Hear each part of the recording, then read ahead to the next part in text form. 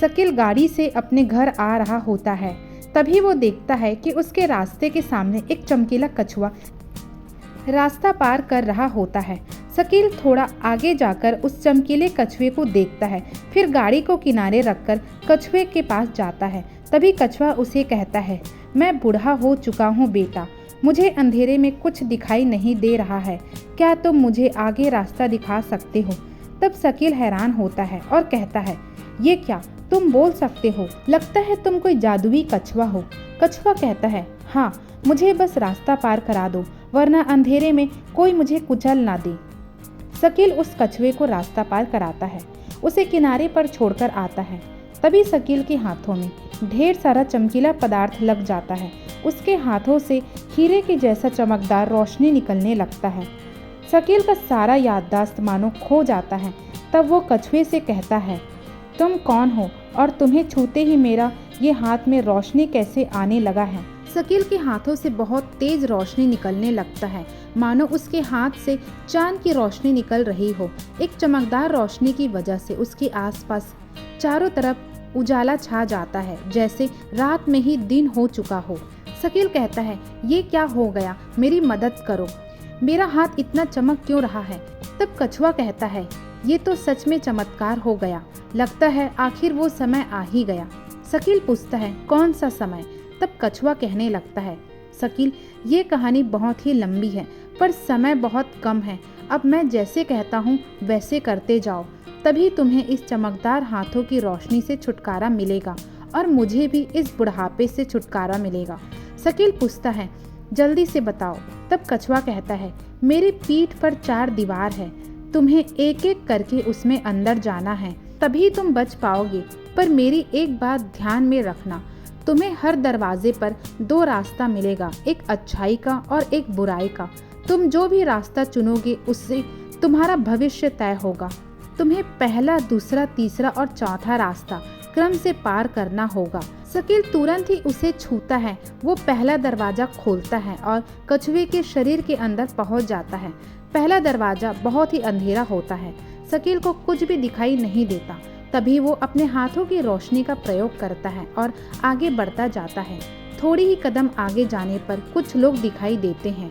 कुछ लोग वहाँ पे कुत्ते के बच्चे को रस्सी से बांधकर गर्म लोहे के घर में रखा होता है। तभी शकील वहाँ जाता है और उन सबको समझाता है कि इस बेजुबान जानवर पर अत्याचार करना बंद करो। तभी वो लोग वहाँ उसे मार पीट कर भगाने लगते हैं। वो लोग कहते हैं, तुम नहीं जानते, ये एक शापित और खतरनाक कुत्ता है, इसने पूरे गांव वाले का जीना हराम करके रखा है, इसे हमें मारना ही होगा, तुम जैसे लोग इसे बचा नहीं सकते। शकील उस कुत्ते के बच्चे को वहां से गर्म लोहे के घर से छुड़ाता है, उसे गोद में बैठाता है और प्यार से सहलाता है, उसे पानी पिलाता है, उसे वो बहुत प्यार करता है। कुत्ते की आंखों में आंसू आ जाता है। तभी अचानक उस गांव में रोशनी आने लगते हैं। सभी गांव वाले वहां इकट्ठा होते हैं और शकील का शुक्रिया करते हैं। एक बूढ़ी अम्मा कहती है, बेटा, तुमने इस कुत्ते के बच्चे को बचाकर पुण्य किया है। दरअसल यह कुत्ता एक शापित था, तुमने इसे बचाया है, इसे एक भला इंसान ही बचा सकता था। आज तुमने हमें और हमारे गांव को और इस कुत्ते को शाप से मुक्त किया है। तभी हमारे गांव में हजारों साल से जो अंधेरा था वह मिट चुका है और चारों तरफ रोशनी आ गई है। बूढ़ी अम्मा कहती है, मैं जानती हूँ तुम कौन हो, तुम्हारा दूसरा रास्ता तुम्हें आगे मिलेगा, आगे बढ़ते जाओ बेटा, एक रोशनी दिखाई देगी, तुम्हें वहीं दूसरा दरवाजा भी नजर आ जाएगा। शकील शापित कुत्ते के बच्चे को बचाकर पूरे गांव वाले को बचाता है और तभी आगे बढ़ता जाता है, वह दूसरे दरवाजा की तलाश में। शकील खुद से बात करते हुए आगे बढ़ते जाता है और कहता है, जैसे कि मुझे कछुए ने बताया, मुझे 2 रास्ता मिलेगा, अच्छाई और बुराई का। मैंने कुत्ते के बच्चे को बचाया, मतलब अच्छा काम किया, यानी मेरा पहला दरवाजे का मतलब प्रेम था। प्रेम यानी हम प्यार से सब कुछ हासिल कर सकते हैं। जैसे मैंने उस खतरनाक कुत्ते को प्यार किया और वो अच्छा बन गया, यानी प्रेम में बहुत ताकत है। शकील खुद से बातें करते आगे बढ़ता है और एक कांच का दरवाजा पार कर जाता है। वो दूसरा दरवाजा में पहुंच जाया रहता है। वहाँ के लोगों का बाल और दांत बहुत ही लंबे होते हैं, एक दूसरे से लड़ते रहते हैं। शकील सबको देखता है और डर जाता है। शकील कहता है, ये क्या मुसीबत है, मैं कहाँ फंस गया हूँ। वहाँ के लोग अजीब लंबे बाल और दांत वाले होते हैं और डरावने दिखते हैं। शकील जैसे तैसे करके अपना जान बचाते हुए वहाँ से भाग निकलता है, पर वो जैसे जैसे आगे जाता है वैसे ही उसे डरावने और अजीब दिखने वाले लोग मिलते हैं। वह गांव एक जंगल होता है जिसमें सिर्फ डरावने लोग होते हैं। शकील का नज़र एक समुद्र में पड़ता है। वो वहाँ जाता है और सोचता है, अगर ये सब इस पानी को छू लें तो शायद साधारण इंसान बन सकते हैं। शकील उस समुद्र में कूद जाता है और उसे देखकर धीरे धीरे पूरे गांव वाले अजीब डरावने लोग भी उसमें कूदने लगते हैं। थोड़ी ही देर बाद सबके लंबे दांत और बाल, नाखून गायब हो जाता है। सब लोग एक साधारण इंसान की तरह अच्छे दिखने लगते हैं। उस गांव के लोग साधारण इंसान की तरह हंसने खेलने लगते हैं और अच्छे दिखने लगते हैं। तभी शकील को समुद्र से एक तीसरा दरवाजा दिखाई देता है। वो वहाँ के लोगों को अलविदा कहते हुए समुद्र में चला जाता है और तीसरा दरवाजा में पहुँच जाता है। तीसरा दरवाजा के अंदर शकील पहुँच जाता है। वो देखता है कि पूरी जमीन में चारों तरफ सिर्फ रेत और सूखी मिट्टी है। ना पेड़ है, ना पौधे और ना ही पानी। चारों तरफ सिर्फ सूखा ही छाया रहता है। वो आगे बढ़ता जाता है। कुछ अजीब तरह के रोने वाले इंसान दिखाई देते हैं जो बोलते नहीं हैं पर सिर्फ रोते ही रहते हैं। शकील चारों तरफ सूखा देखकर हैरान हो जाता है। वो खुद से कहता है, मैं तो समुद्र के रास्ते से यहाँ तीसरा दरवाजा पर पहुँचा हूँ, पर यहाँ सूखा कैसे हो सकता है। ये गांव ठीक समुद्र के नीचे है, पर सूखा कैसे हो सकता है। वो वहाँ के लोगों से बात करने का कोशिश करता है, पर वहाँ के लोग सिर्फ रोते ही रहते हैं, कुछ नहीं बोलते। तब शकील उस जगह को ढूंढता है जहाँ से वो समुद्र के रास्ते से तीसरे दरवाजे में पहुँचा था। वो कुछ ही देर में उस समुद्री रास्ते पर पहुंच जाता है और बड़ी मेहनत के साथ वहां लकड़ी से जमीन को खोदने लगता है। कुछ घंटे बाद वहां से समुद्र का पानी उस गांव में आने लगता है। देखते ही देखते समुद्र का ढेर सारा पानी उस गांव में भर जाता है। थोड़ी ही देर में वहां रंग बिरंगे फूल, पेड़ पौधे और फल से लगा हुआ वृक्ष उगने लगते हैं।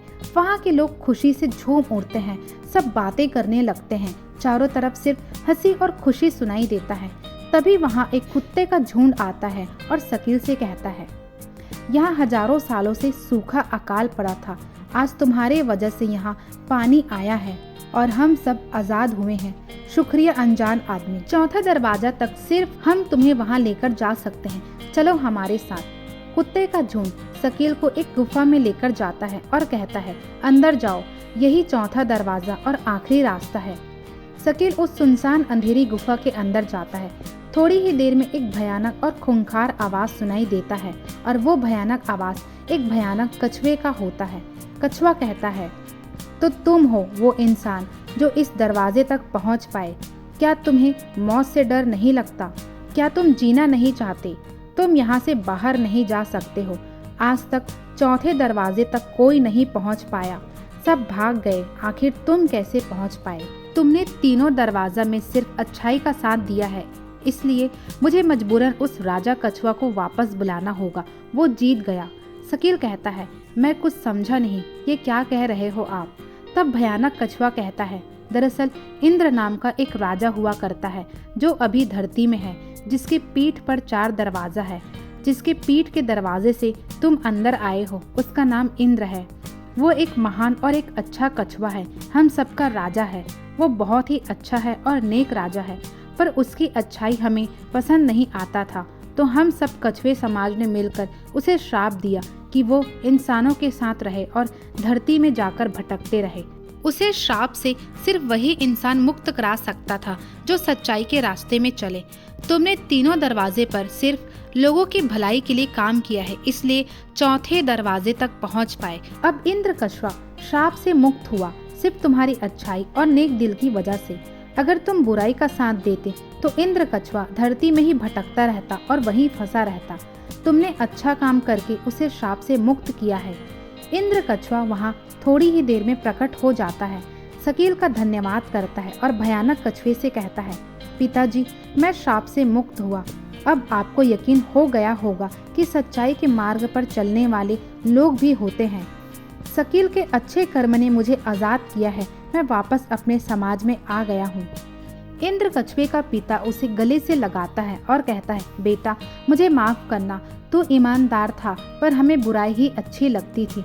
तूने हमें सिखाया कि अच्छाई का मार्ग सबसे अच्छा मार्ग होता है। जादुई कछुआ और भयानक कछुआ इंद्र का दिल से धन्यवाद करते हैं। इंद्र वापस से राजा बन जाता है और शकील को उसके घर जादू से पहुंचा देता है। तो दोस्तों कहानी खत्म हुई। स्वस्थ रहे, मस्त रहे, सबको साथ लेकर चले और ऐसे हिंदी मोटिवेशनल अद्भुत कहानी सुनने के लिए हमारे चैनल को सब्सक्राइब करना ना भूलें। Thank you so much for listening me.